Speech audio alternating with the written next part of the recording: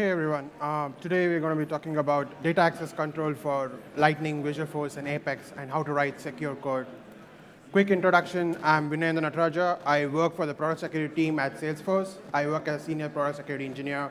My responsibility include kind of working with the teams to make sure the product is secure, and also write some tooling to automate some of the tasks we do. Hi everyone, I'm Prashant Kannan. I'm an associate security engineer in the product security team. I work along with Vinay on App Exchange and developing tools for the product security team.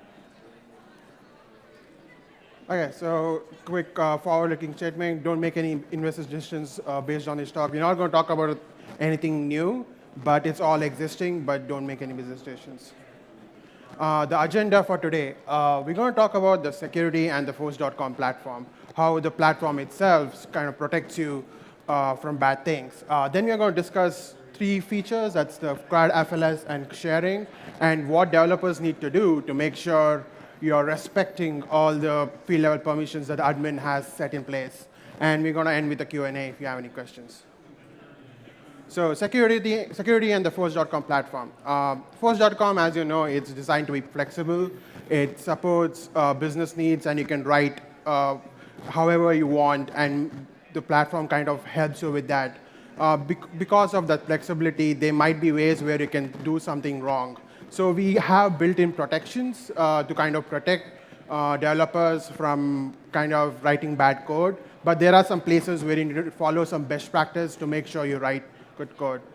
We also have, we do a manual review of every app that goes through App Exchange. So any app that is listed on App Exchange have to go through security review. That is our team to kind of make sure we kind of look at the code, make sure it's secure, and then pass it to the App Exchange. So for today's talk, you need to have a bit of background. There are, in Salesforce, there are two kind of contexts called the user context and the system context. User context is when all the permissions that admin has set in place is kind of respected. So that's the field level security, the object level security, the sharing level security. Everything needs to be respected, and that's when the user or the piece of code is running in user context. If a piece of code runs in system context, then it ignores all the user permissions. It runs as a system administrator, and it will have system administration privileges. So there's no pre-level security, there's no object-level security, and there is no sharing. One more thing for any security we need is principle of least privilege. Basically, what this means is users should have limited amount of access to accomplish their duties. That means when if a user needs to have access to opportunities and maybe leads, it should not have access to orders or any other objects. You need to tie it down so that the user can do what he wants to do and nothing else. Why is this? Because there might be a case where someone might take advantage of the excess privilege that is given to them, and that might be a problem in your code. So as we're going to talk about CRUD, FLS, and sharing, to give a context of what CRUD, FLS, and sharing is, CRUD, think of it like an Excel spreadsheet. You have different objects on different sheets, and each object will have its own permissions, and that is the CRUD. So whenever you give some permission on the sheet itself, that will be controlled by the CRUD of the particular object. Then if you want to give something on the field level, in this case, a column of an Excel spreadsheet, then it will be FLS. So you can go to the particular object, drill in deep, and go to the FLS and kind of give settings for that. If you want to give record level access, then sharing comes in, where you want to give certain users certain access and certain users some other access. We're going to drill in deep on each of these to kind of explain what it is, but this kind of gives you what CRUD, FLS, and sharing is. For this demonstration, we have created a vulnerable app called 4zip app to kind of go through the whole how do you fix the vulnerability and everything. This app, basically, it's running in Classic. It's the same logic for Lightning as well. We made it a Classic so that we can show the demos easily. And also, basically what this does is you give a string, it reads the accounts and displays all the accounts which match that string. And then it takes the 5-digit zip code and retrieves the +4 of that particular zip code. And also, it displays the opportunities of the particular accounts. We're going to be using two system profiles for the demos today. We are going to be using the system administrator and the 4-zip user. System administrator is a standard system administrator profile that comes in every Salesforce instance. It has access to everything. There's the 4-zip user, which is actually almost a standard user. We have cloned the standard user, created a new profile for the 4-zip user. It has like 3 things different than a standard user. It has access to the 4-zip app that we'll be demoing today. It cannot see the account's annual revenue field, so there's no FLS on the annual revenue field. And also, it doesn't have access to the opportunity object. That gets us to CRUD FLS, and Prashant will be speaking about that. Thank you, Vinay, for the quick introduction. CRUD FLS is the most common issue that we see during App Exchange security review. So if you're an App Exchange developer, or if you're planning to develop an app, then this is an important section for you. What is CRUD? CRUD is a user's access for a particular object. It's been set by the administrator of a particular org.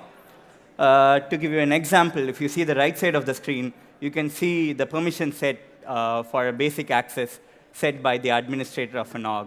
So here, he has made sure that the user with basic access cannot create any content for account object, but he can read, edit, and delete it. And for cases object, he would only be able to read it, but not create it, edit it, or delete it. And as Vinay mentioned earlier, the user and the system context is more relevant when you look into whether it's Apex or Visualforce or Lightning. So Apex classes by default runs in system context, so it runs in full privileges. So as a developer, you have to enforce the permission to make sure that it's being respected. Visualforce runs in user context, so it understands the S objects and permission sets that are associated with it. If you directly reference it, there are some caveats which I'll get onto it later. Lightning doesn't enforce CRUD by default, even though it runs in user context, because it's client-side JavaScript which runs, and it does not understand S object or any permission sets associated with it. So everything needs to be done in the Apex side. So FLS is in a way similar to CRUD here. It's a field of a particular object, permission set for a field of a particular object. So this is a field permission for account object which has been set by the admin of a particular org.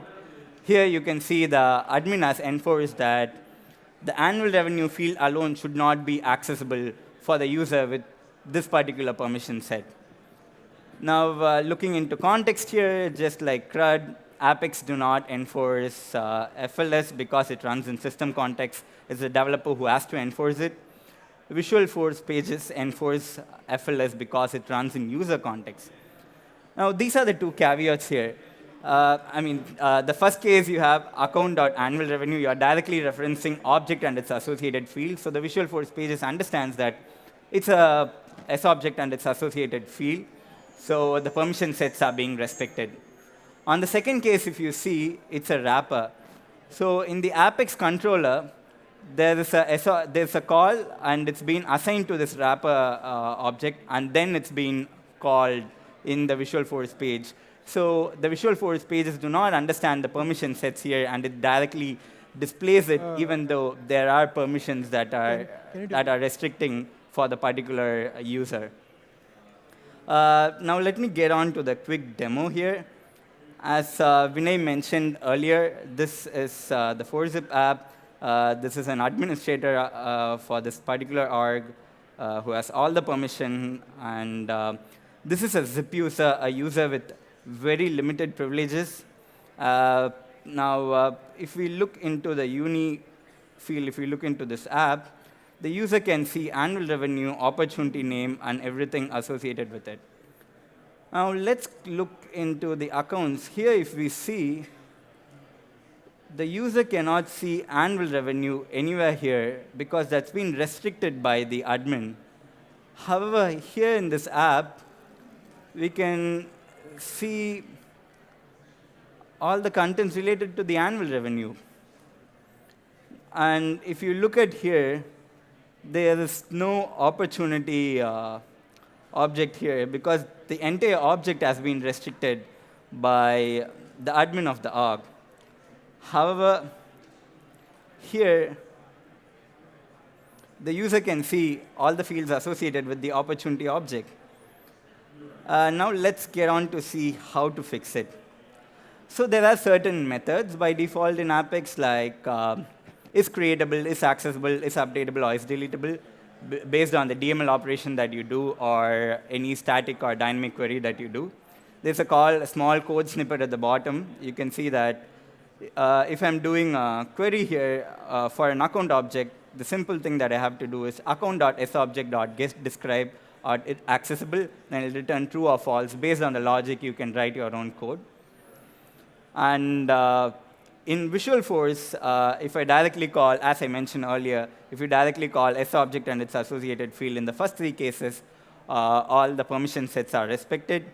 In the bottom two, what I have is a wrapper and its associated variable, and the Visualforce pages does not understand the permission set, and the CRUD permission is not respected.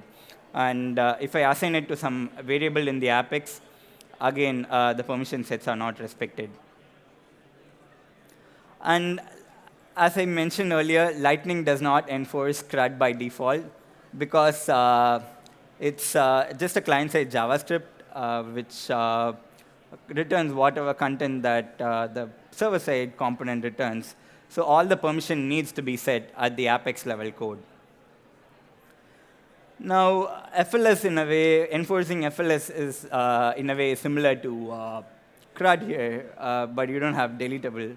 You have is accessible, is creatable, and is updatable. And here you have a simple check here. You can see the fields.annualrevenue.is accessible will make sure that the fields are being respected. Permission sets for the fields are respected. So now, here again, you can see we have a simple Apex code here where I have a random sensitive object.r, and I'm assigning it to the wrapper object wr.sensitiveNumber.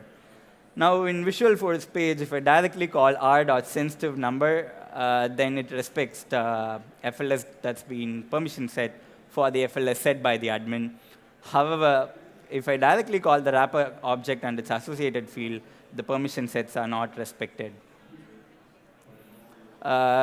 Lightning, again, all the permission need to be performed in the Apex code because it's a client-side JavaScript here, again, which does not understand the permission set. Now, let's go on and fix this vulnerability. So this is the admin of this org. Here is the app. He can see everything because he's the administrator. And now, this is the dev console for this page. This is the Visualforce page, and it's calling this zip4 controller here. Now, let's go on and see what's happening. Now, for the opportunity object here, I have commented out the check here. So whatever that's been called is being assigned to the wrapper object here, and the permission sets are being ignored. And for the annual revenue, again here, if you see, the permission sets are commented out, and then the permission sets up, it runs in full privilege mode, and the permissions are not respected. So I have another controller here where I have done this simple check where I done a CRUD check here, and then here I have done a FLS check for the annual revenue. Now, let me go and change the controller to the one that enforces it.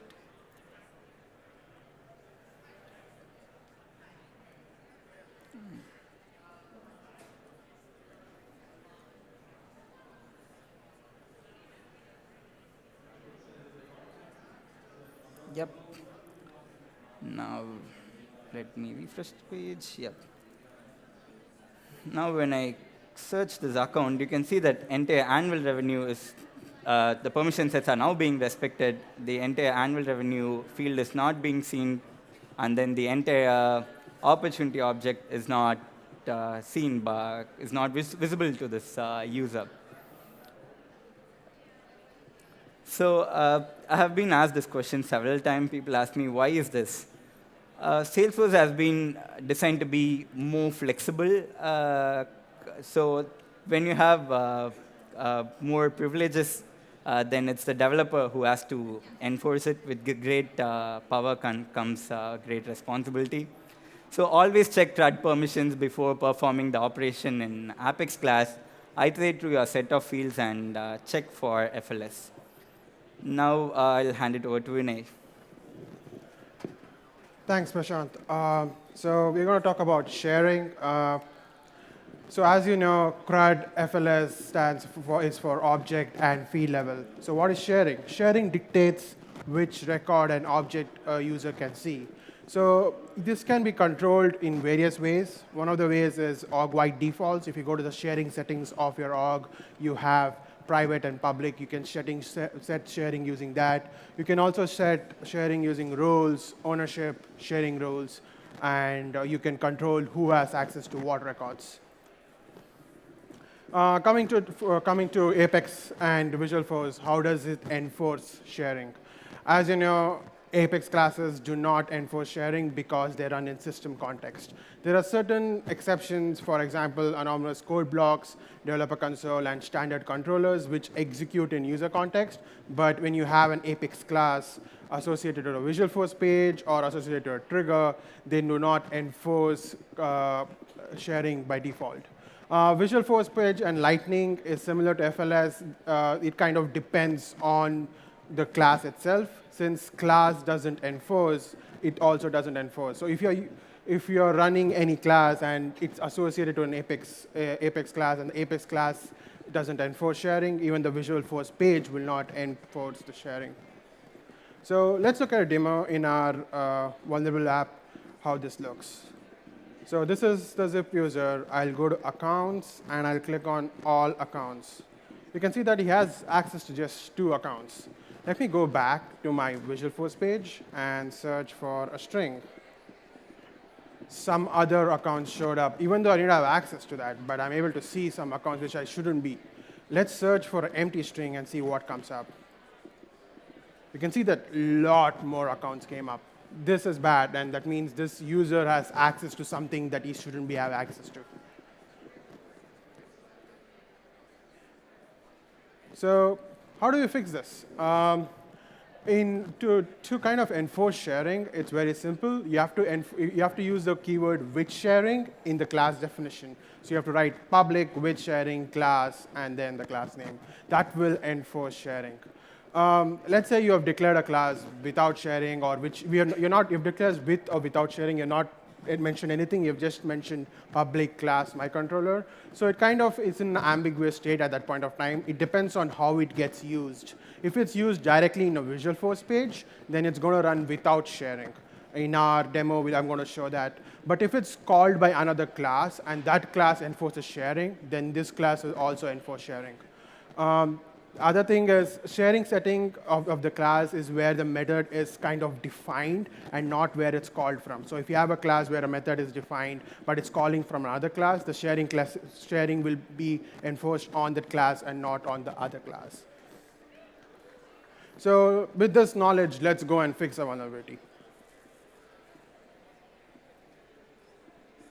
So this is the system admin. Let me open the class which was there right now. So this is the class that was used. It's the same class, but it doesn't have anything defined here. That means it's going to run without sharing. I have a fix, which is the same class as before, but only thing that's different is running with sharing. So I'll copy over the class name and set it as a controller for this.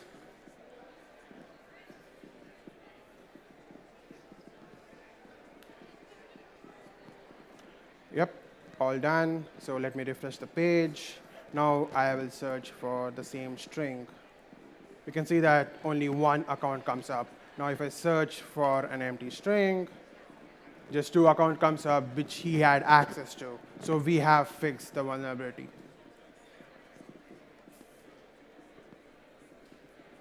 So what are the best practices? I would say if you're a developer, do explicitly declare with or without sharing.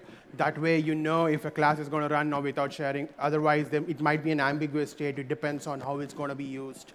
And also, if you must use without sharing, document the reason. The reason is maybe you have developers in your org who want to understand why you're running without sharing. Do document in it. And even if you're submitting App Exchange, we require partners to kind of document why they're running without sharing. Also to remember that CRUD, FLS, and sharing are three different issues. Fixing one won't fix the other, so you have to fix each of these issues. So just to summarize what we have learned today, we have learned about CRUD. CRUD is nothing but the object level permission. The question you kind of need to ask there is, should the user have access to this object? FLS is field level permission. The question you need to ask there is, should the user have access to this field? Sharing is record level access, and the question you need to ask there is, should the user have access to this record? Here are some references. We have some trailer modules which you can kind of go and demonstrate all these vulnerabilities and it teach you how to fix it. And we have other references if you want to learn more about this. That's pretty much it. If you have any questions, you can come forward and ask in the mic.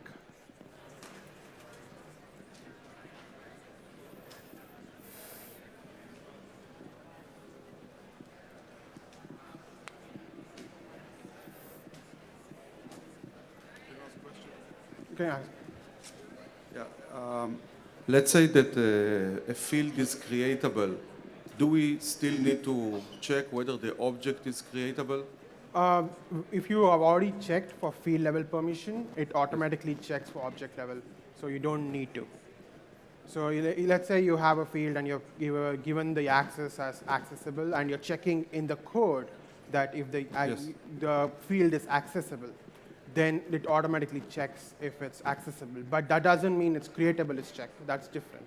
So you need to be doing two different checks, one for SOQL queries and one for DML queries. For SOQL queries, accessible will work fine. For DML queries, you need to check creatable, accessible, and all that. Thank you.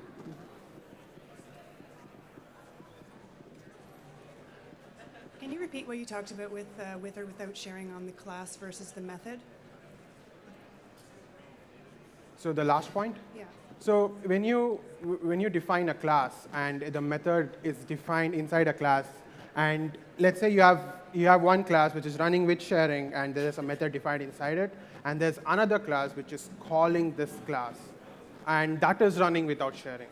Now, if you have some DML operation in the method itself, the particular class where it's defined to, that will enforce whatever it is. If it's with sharing, it's going to run with sharing. If it's going to run without sharing, it's going to define with sharing. So it means that if you have a method that is called from somewhere else, it doesn't matter where it's called from. It's where it's defined. That's what kind of takes precedence of what it will apply sharing rules or not.